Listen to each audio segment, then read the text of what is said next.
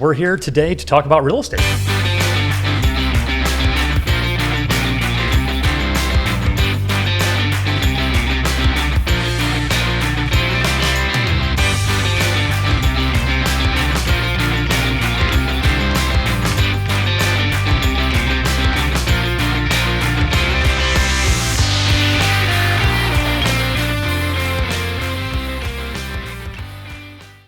Hello and welcome back to the Real Estate Unlimited podcast. My name is Sierra Steinmetz. Brian Shibby. Kari Steele. I'm Bill Jones. And we're the Jones Home Team. This is episode 13, so we're back for more. This is about a week before Christmas here, so we're doing kind of like Christmas themed with a lot of different things, talking lights, holiday safety, furnace safety tips, and I guess selling your home or what the market kind of looks like, the last couple Decembers. So we got our trivia questions at the end. We'll come back to that, but make sure you like, subscribe, do all those things. We're on Spotify, YouTube, everywhere else you can find podcasts. So Kari, we'll get right into it here. So what do we got? Holiday time. Yeah, so I showed a house not too long ago, and one of the buyers that I was showing the house to, he brought dad, brother, uncle, and they freaked out about not having an exhaust fan in the kitchen. They're like, this is so dangerous. Come to think of it, at home I have a microwave with a fan underneath it, but I don't have a full-blown exhaust fan. So what risks, what are the dangers of not having an exhaust fan, especially when we get into this holiday season with all the extra cooking? What are the risks? So air quality and ventilation, the smoke and fumes, so they can produce smoke and fumes that can irritate your eyes, nose, and throat. Somebody might not be as concerned about that, but if you have allergies or little ones, that could be something to be concerned about. Carbon monoxide, that one I definitely want to talk about. And we talked last episode about making sure last week. that we have those alarms in place. Gas stoves release small amounts of carbon monoxide, so without proper ventilation it can accumulate, and if you don't have those safety tools in place, that could be a real issue. And then the odors that go along with it. People can open their windows and stuff like that, but having an exhaust fan helps with those lingering cooking odors that just stick around, especially if you cook something that might not, or burn something in my case. Yeah, if you got me cooking, exactly same here. Yeah. Grease accumulation. So again, having that exhaust fan helps with that. Heat and humidity. That is another one that then can become a safety issue, because if you've got heat, which is causing humidity, then you're increasing your chances to have mold, which we also talked about. Sure. So preventing that would then help prevent mold and mildew and moisture in your kitchen. And so then it talks a little bit about alternative solutions, like opening a window. If you remember years back, you were at grandma's house and they would be cooking and they'd have, a window open on one side of the room and the other. Maybe they'd set a fan in to help circulate. That could be one reason why. Air purifiers, they've made some really good ones now. And then ductless range hood, which is kind of like something like I have. Our microwave has a built-in range hood or a built-in exhaust fan that we turn on when we're cooking. Yeah, you see those a lot of times, either just the standalone hood or the microwave has something built into it. I was going to say, I think I see those more than like I would say an actual exhaust hood. Yeah, and then I wonder too, in our area, we don't have the code that requires it, but some require those to be vented to the outside, right? Mm-hmm. Sure. So, because if it vents to your attic, then all of those fumes, exhaust, and moisture are going straight up to the attic. Yep. Or is it directly supposed to go outside? But if you redo your kitchen and knock out a wall and you put an exhaust fan and it's between like a dining room and a living room, or a kitchen and a dining room, where do those fumes go? So that's kind of something important to look at if you're looking at safety tips. And then ensuring that your carbon monoxide and smoke detectors are functioning. I mean, I can't say this enough. For me, if I'm making popcorn, I move my smoke detector because sometimes it'll beep even if there's just a little excessive steam. But definitely make sure that those are functioning, because unattended food and cooking are one of the number one reasons why fires occur in the first place. Which you do a lot of that over the holidays. We do more cooking over the holidays than any other time for the most part. Right. That then tune in Kelly and all her candles. A lot more candles make their way out come holiday time then too, so that we usually set those by the exhaust fan, so which seems to help. Real quick, top 10 holiday safety tips, and that'll wrap my section up. So check and maintain your electrical cords and decorations, so make sure they're not fried or damaged. Don't overload your outlets. So when you're plugging in your Christmas lights, make sure you read on there what the wattage is and what you're allowed to plug in. Don't overextend. You can't just endlessly plug them into each other forever. No, Like, Clark no. Griswold, Yeah, you yeah, cannot. yeah. Oops. Never keep your Christmas tree, or I'm sorry, keep your Christmas tree well watered. So if you don't have an artificial one, if you have a real one, that, those real trees, they go through water pretty quick. So make sure you're keeping those watered, or if your pets are drinking the water. Never leave candles unattended. So make sure you extinguish them and having them in a place where, kids can't get to them. Check smoke detectors. My 10-year-old daughter is begging to have a candle in her room, and we say no. That's not bad parenting. You can always get her a wax warmer. When my kid was about that age, every time I would have a candle sitting in the middle of the table, they would inevitably go up and stick their fingers That's all they've been in the doing. wax. Yes, And that's I'm all they've been doing. This is not a spa. Like, keep your fingers out of my candles. Yeah, Noah had like a That's golf a ball spa. size thing of wax. He was dipping it so much. So Yeah. it was just this weekend. So Jeez. Well, then we can avoid all the expensive Christmas gifts, and we'll just get our kids Get candles. candles. Yeah, there you go. Avoid carrying large amounts of cash. Be aware of your shopping surroundings. Leave your lights off when leave lights off when you're leaving home. I hate that one because it says prevent electrical hazards by turning off your lights, but sure. I like to come home and have, like the lights welcome me when I come back home. So that one, I guess, use your judgment there. But I personally like to leave my lights on. Well, it depends on who leaves. If I'm leaving the house, it's dark. If anyone else in my family is okay. leaving the house, every light in the house light is in the house on. is on. So yeah. Stay in the kitchen while you're cooking. Supervise your stove tops, especially like boiling over. And this is a big one here. Designate a driver if you're consuming alcohol. Some of these holiday parties can get out of control pretty quickly. So just make sure, especially nowadays with Uber and Lyft and all these different things, there's no reason why anybody has to drive if they've consumed even a questionable amount of alcohol. There's just no reason for it. So, and ensure safety while celebrating.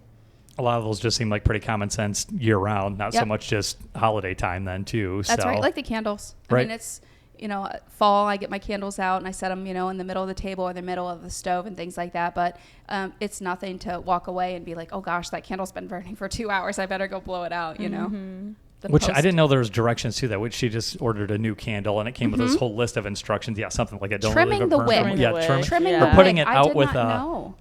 a dipper.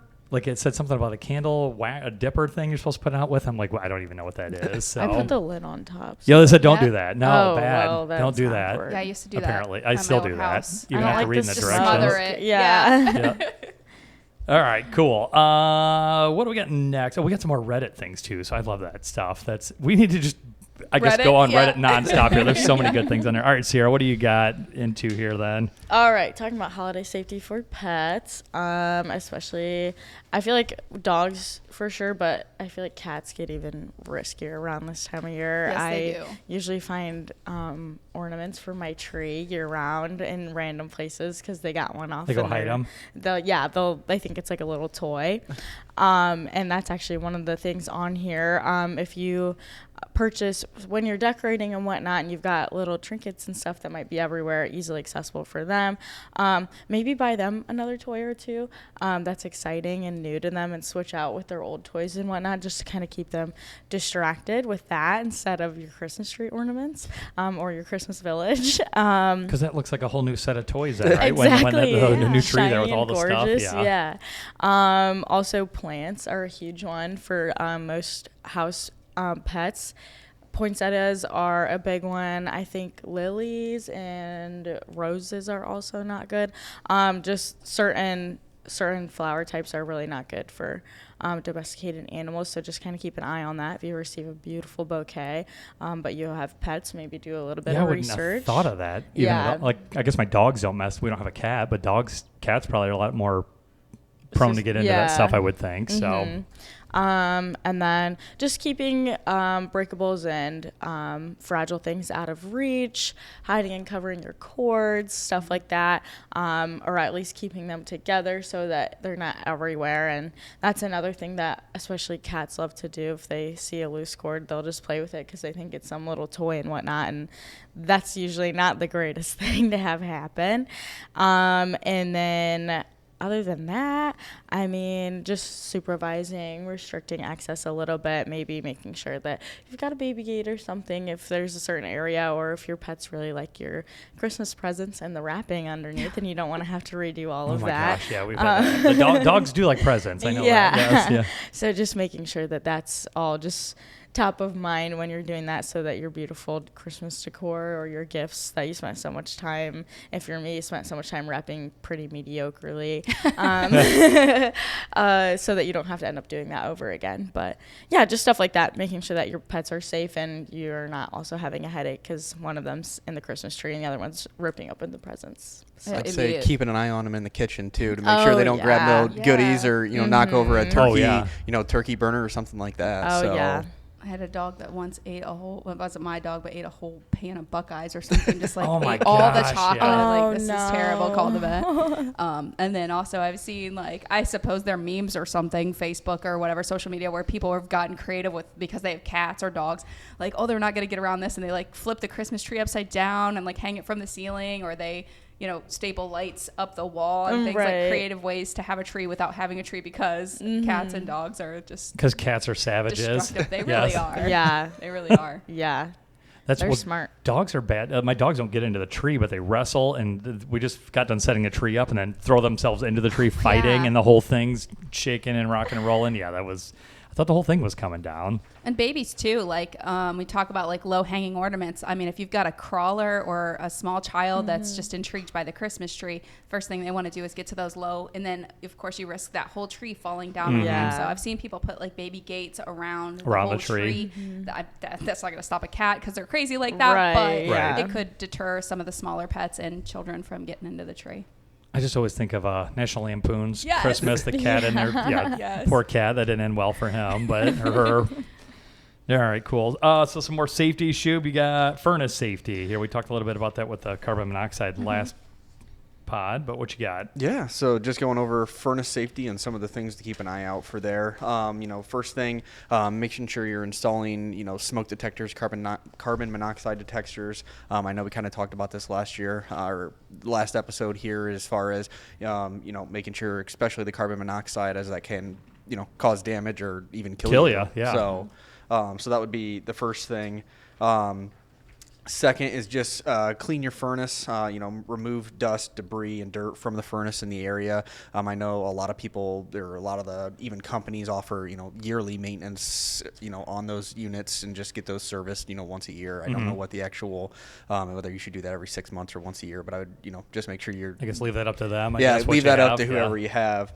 Carbon monoxide detectors and smoke alarms, again, regularly test your detectors and replace those batteries. I think they say you're supposed to test your smoke detectors every month and then replace the batteries every 2 times. I think my mom usually does it, when we do the daylight savings. time change, that's what we when do, the the same time thing. change, they recommend doing that. So that would be a big thing. Remove flammable items, keeping flammable items like paper, cleaning products away from the furnace, so that way there isn't a fire hazard. Replace filters, change furnace filters regularly for better air quality. So making sure you replace your filters. I know looking at a lot of houses, a lot of us have walked in, or somebody's picked up a furnace filter and it doesn't look like it's Yeah. ever been changed. Yeah. So You forget, because we just saw some, I think it was in the Walmart clearance section, and I saw the filters. Oh my gosh, the filters! We need to change our filters. She's like, no, we're fine. But like, to me, it was a trigger. Yep. Like, forgot to change them. Schedule inspections like we talked about. Have your furnace serviced professionally, even your AC unit. Both keep those units. And again, that only doesn't help with safety, but that also helps with longevity of that unit and making that last as long as that unit possibly can. Big thing around here, be cautious with space heaters. If you don't have a furnace or an AC, just making sure, you watch those space heaters and keeping those away from, couches or, rugs or something like that can catch on fire then. I think those things do cause a lot of fires. Yep. It seems like, because it's something you're not used to and you throw it out there, kids Yeah. aren't watching Yeah, for you haven't or the used cats it knock for something into it. 6 Yeah. or 7 months out of the year, Yeah. and then all of a sudden you start using it, and it's just one of those you just forget about. You plug it in, keep it running, and you just forget about Yep. it. So. And kerosene heaters still exist. We were talking about those this yeah. weekend. Like when Yeah. we were growing up, we'd have a kerosene heater, in the back room or the kitchen, and those things still do exist. So those things put off some fumes as well. I was gonna say, even with wood burners or something, pellet burners, just keeping an eye on those and making sure you're cleaning those out regularly, or getting your chimneys inspected, especially. So. Yeah, because none of that stuff runs forever without inspection or maintenance or whatever. Yep. And I know Greens, they do like a maintenance plan you can get on, like you just pay to be on, and they'll just show up whenever they need to, then every 3 months or once a year or so. Yep. keep vents clear, making sure you're keeping vents clear and open, and that way, there's nothing covering those that could, cause additional damage. And then again, I think we've already talked about, HVAC maintenance. Just getting on a maintenance schedule would probably be the easiest thing for, I would say, most of us here. Yes, it does cost a little bit extra money to do. However, again, I know we talked about last time, that little bit extra money, it's also your life too that could potentially be in danger. So, and it actually gets done then if you put it on a schedule or paying someone they'll to check do it. the air filter, the furnace filter and all those items as well. So like I said, I think a lot of those, keeping up with your smoke detectors and carbon monoxide detectors and, getting on a service plan with some sort of HVAC company would be a good idea. And I saw too, you had mentioned about keeping the vents clear. Some of the local fire departments were sharing about the vent that comes out from the dryer, making sure if there's any snow or ice or anything, keeping that clear too, so that those don't back up into the basement or the laundry room. Ice up, or the snow, like Cleveland's getting a bunch of snow right now. You have that piles up there. That can do the same thing with your furnace exhaust, because that a lot of times too, that a lot powered vents down, and that snow can come up and clog those up and get your carbon monoxide. Yeah. Hopefully the furnace shuts off, but there's no guarantee then. So it probably wouldn't hurt to clean out the gutters too, because this time of year you've got all the leaves because they're still falling, but then now you're also dealing with snow and ice. So to prevent any extra leakage of the ceiling and other issues, maybe while you're hanging up the Christmas lights. A good time to do it. Give the gutter a sweep. Don't give my kids any ideas. They're still yelling at me about lights hanging up outside then. So, all right. You good, Shub? Yeah. All right. We'll roll right into then. So we were talking about what the market looks like. And I don't know if I have an easy way to share this, but if you can see it, if you're watching, you can see. But I just went back and just pulled up the MLS. This is most of Northwest Ohio for the most part. I went back 3 years. So we're going to look at sales price, number of homes on the market, days on market, things like that. So specifically this time of year. So if we go back, I think this is 3 years. As you can see, these big drops. We got 1, 2, 3, and I'll give you one guess on when that is. Usually about this time of year, December, January for the most part. So you'll see your summer months. Generally, this is average sales price. Throughout is typically, May through September. This was, May through September again. Peak was, I think, June, for just about every one of these. Pretty close to it then. But if you get down to December, January is where it seems like it falls off. And it's usually not a massive dropping. We're almost 200 to, 180.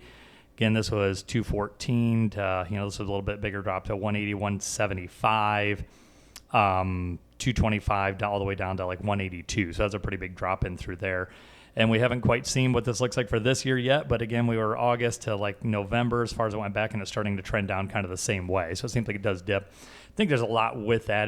There's usually less inventory, so maybe it's not necessarily the houses sell cheaper. It's just there's fewer homes for sale, and especially some of them higher price point ones too. I was going to say, because people don't remember, with fewer homes for sale, obviously that drives more competition, which, obviously could mean those prices go higher as well. So. Right. So I'll look right at that. So the number of homes for sale. So August, September was the peak. September-ish was kind of about the peak. And then you fall off again, going back 3 years. So, December, January, February, December, January, February.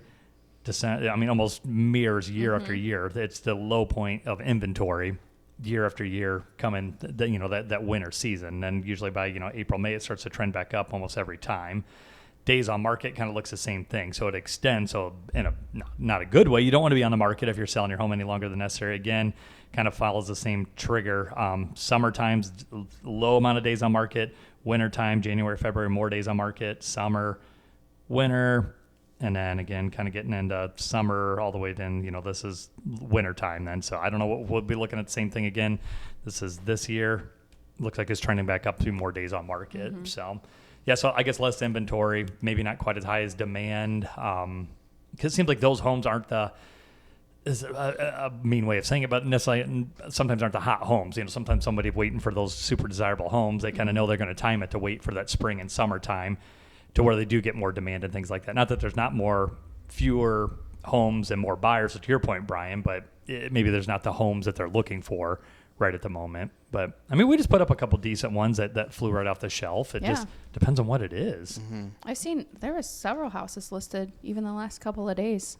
Like it seemed like things were popping up. Right. So Yeah. And if it's desirable and what people are looking for, I think it'll sell Yeah. any time of the year, really. I don't think it That's matters what I when was it gonna is. say. I feel like motivation's a big thing too. A lot of people don't want to move in the winter, or even have to go look at houses when it's 10 degrees out Yeah. and do all of that. And then you're also moving, and if you've got kids and whatnot, Right. just makes the whole thing a little Yeah. bit. Sports seasons. And, Yeah. Yeah. Mm-hmm. Yeah, and the holidays too. You're working around all of that. Your contracts are taking longer, Yep. which is no one's fault. But again, not as easy as the middle of June when not much else is going on. Right. Yeah. You know. Well, that too. And then the title companies and lenders and a lot of them, not to throw them under the bus, but it seems like No. they're harder to get a hold of come holiday season then Yeah. too. You know, and some of them shut down. Like they might have a whole Yep. week where they're Oh, just yeah. not, you know, because look, I mean, there's a reason why. Yeah, it makes it harder to get that stuff done. But I mean, Yeah. there's a lot of families that that love getting settled. I mean, we just had a That's couple right. Kari, you know, that Yep. just, you know, several families, domino kind of homes, and they're thrilled. They're moving here this last weekend and coming up before the holidays. So, you know, it still happens. So Yep. again, we've talked about the best time to go on the market. Traditionally, the worst time, I guess, to go on the market. It just kind of depends on what it is, I The think. best time is for you. Yeah, whatever works for you and your family, I guess, is exactly what that is. So, I don't really have a good way of sharing that. So I'll try to find something to link up. So if you're watching on something, you can kind of pull that up. I'll see if I can find something to share that with everybody. I don't need that. Gotta find my notes. I lost them. We'll move into maybe the next thing. There we go. I was watching too many of the video here then.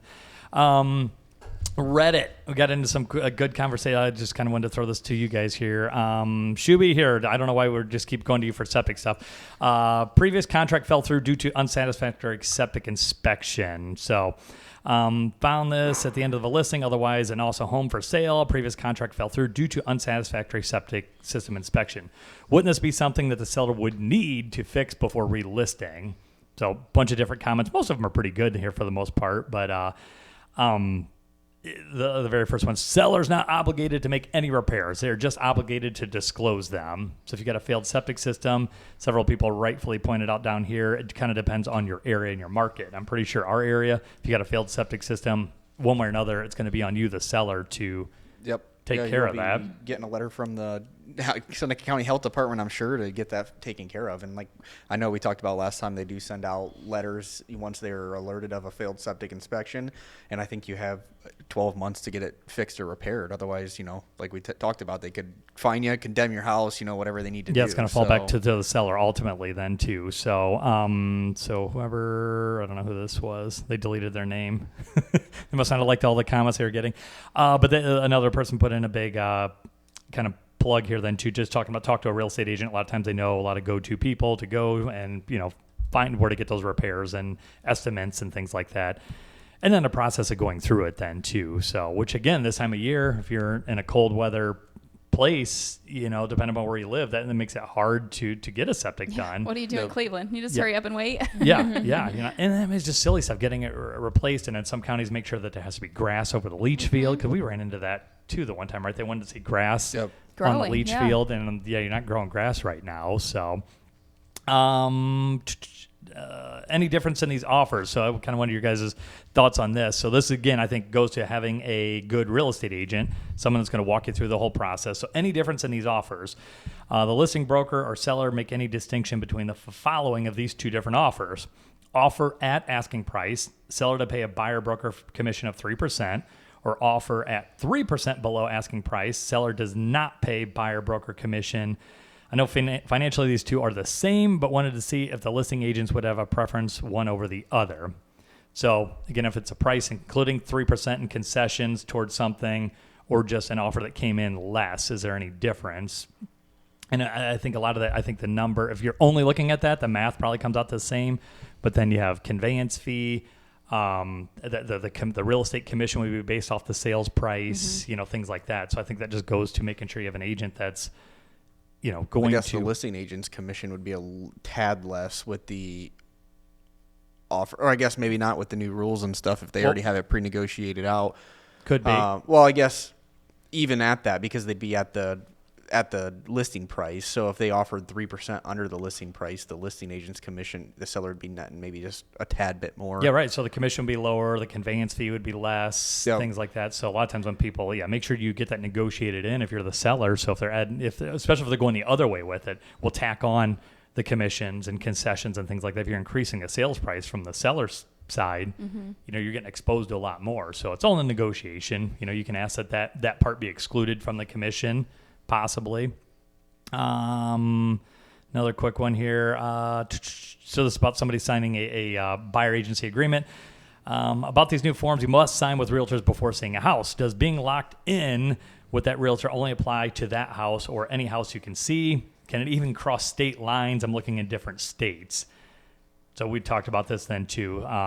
Depends on what you sign. Yeah, right. Yeah. Yeah, and the agent has to be licensed in both of those states. So if you're on a border town and your agent is an exclusive buyer's agreement and they're licensed in both states, then it would go to any house. It's all negotiable. That's kind of what I get to. Yeah. You hit it first, Sarah, here. So the terms you're asking about are all negotiable. So some agents are going to lead with more restrictive agreements. Some will be a little more, easier to use. The border city one, that's kind of unique to us. We don't really get into that. I mean, but the agents We're in not too Toledo. far. Yeah, we're not too Toledo, far from Michigan. Toledo, Michigan. Yeah, a lot of Yep. those agents are licensed in both states then too. So, but so it's all negotiable. Make sure you find an agent that, is going to work for you on the terms you were hoping to get then too. So, all right, this is for us agents, kind of a fun one. How do you deal with a late client? What do you guys do before I even read anything? So if somebody's late, you're going to go show a house. What do you do with that? I just text them. Yeah, if it's been, I usually wait 10 to 15, depending on how long the showing period was going to be. And then I'll text them. If I don't hear anything, I'll wait a little bit longer, give them a call. If at that point they don't answer, I'll give them like a couple more minutes and then I'm leaving. You're out? Not more than I'm 30 out. minutes. If they are habitually late, then I do a 1 hour showing, knowing that they're going to be, if I say, it's 2:00, and then I'll do a 2 to 3, and they get there at 2:20. We still have time to look, and then I just remind them, hey, I did this 2 to 3, but we really need to wrap this up. Yeah, that's. I love the texting thing. If there's someone that you have a thought about them before I even leave, I'll usually say text Remind them. I'm going to don't 123 forget. Main Street. I'll My see you there in GPS. 30 minutes, kind of thing, and see if they're going to 15. respond. And if they don't respond, maybe again before you leave. Yeah. Keep doing that. Yeah. I guess it depends on how far away the house is. If it's only 5 minutes, then Oh, that's maybe I'll true. make Yeah, that then drive a little bit. yeah. Whereas if it's an hour away, then maybe check with them for sure before you confirm leave. that, yeah. Phone Oh, call. because we've all at that been there point. before. I've been there a bunch of times. You drive 45 minutes to go show a house, and somebody's not there. Oh, I forgot or whatever. I'm I running had that marked late. down for Thursday. Yeah, there were some real fun. I won't read some of these, but there were some pretty colorful comments with that. Well, then too, the one I kind of forgot about too. You stack up multiple showings. Yeah. If somebody's late on the first one, then it just puts you messes behind, the and then whole you got thing, yeah. other agents looking at those homes, and we just ran into this on the one listing. The first group was late, and then the next people are there waiting, and then they still want their time to look, and then the next group shows up, and you just kind of end up with a little bit of a cluster then. So yeah, I think the consensus was just shoot them a quick text, remind them, make sure they're coming, follow up with them there just to make sure that's happening then. So, but yeah, I won't. We try to keep this PG. I won't get into a lot of the more colorful comments then. So next week we'll talk more Christmas as well. I think, right? Are we doing 2 parts? Because that'll actually be Christmas week then. That one will air. All right, trivia questions here. So last week we talked about how much can a well-executed holiday decoration increase your home's curb appeal during Christmas season? And the answer, I didn't write down what you guys had, but it was 5%. So I figured it'd be more than that, but I think they're talking math on far as the offer. I don't know that you get a 5% bump in house price due to Christmas. That was from Trulia. So I guess we'll take them at their word. They must put some stats behind that. But so I guess make sure you spend some time doing some Tasteful. good Christmas, tasteful decorations. You'll get more money for your house then, supposedly. So, all right. So this week, Christmas is Christmas a good time? Brian, you kind of hit on this. Is Christmas a good time to invest in real estate? What percentage of investors view this as an opportunity? I'd say all of them. Yeah. I don't know. I mean, just. I'm going to go high, 80%. I was literally going to say 80. So. Yeah. Sarah, any guess? Okay. Go the other way. Go the other way. I'm gonna say. I'll say 65. 25%. Oh, I think really? I think it's because are they way lazy more and than they just that. want to be on vacation in I their don't island? know. Right. Right, I right. could be. Or maybe less to That pick was from. my thought, was that maybe to they pick don't want to from. deal with it either the same as Yeah, anyone they else. just shut down and say, nope, this is a time to Yeah. reflect and rebuild and rebrand. Yeah. Right, right.